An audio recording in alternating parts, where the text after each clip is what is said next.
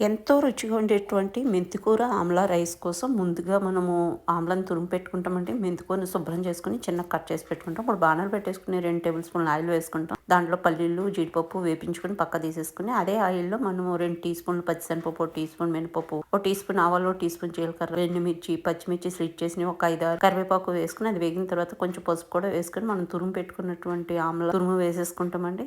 అదేవిధంగా దీంట్లో రుచికి సరిపడా సాల్ట్ వేసేసుకొని మంచిగా మొత్తం అంతా మిక్స్ చేసేసుకుంటాము. మిక్స్ చేసుకున్న తర్వాత మనం కట్ చేసి పెట్టుకున్నటువంటి మెంతి కూరను కూడా ఇక్కడ యాడ్ చేసేసుకుంటామండి. వేసేసుకున్న తర్వాత మొత్తం అంతా మంచిగా మిక్స్ చేసేసుకుని మనము ఒక 2 నుంచి 3 నిమిషాలు మగ్గించుకుంటామండి మూత పెట్టేసి. దాంట్లో ఉన్న సి విటమిన్ అంతా ఎవాపరేట్ అయిపోతుంది ఎక్కువగా మగ్గిస్తే. తర్వాత మనం బాయిల్ చేసుకున్నటువంటి రైస్ అంటే మన క్వాంటిటీ ఉసిరి తురుము అండ్ మెంతి కూర ఎంత క్వాంటిటీ ఉందో అంత క్వాంటిటీ రైస్ వేసుకుంటే సరిపోతుంది. మొత్తం మిక్స్ చేసేసుకుని పైనుంచి మనం ఆల్రెడీ వేపించి పెట్టుకున్నటువంటి పల్లీలు, జీడిపప్పు వేసుకొని ఇంకా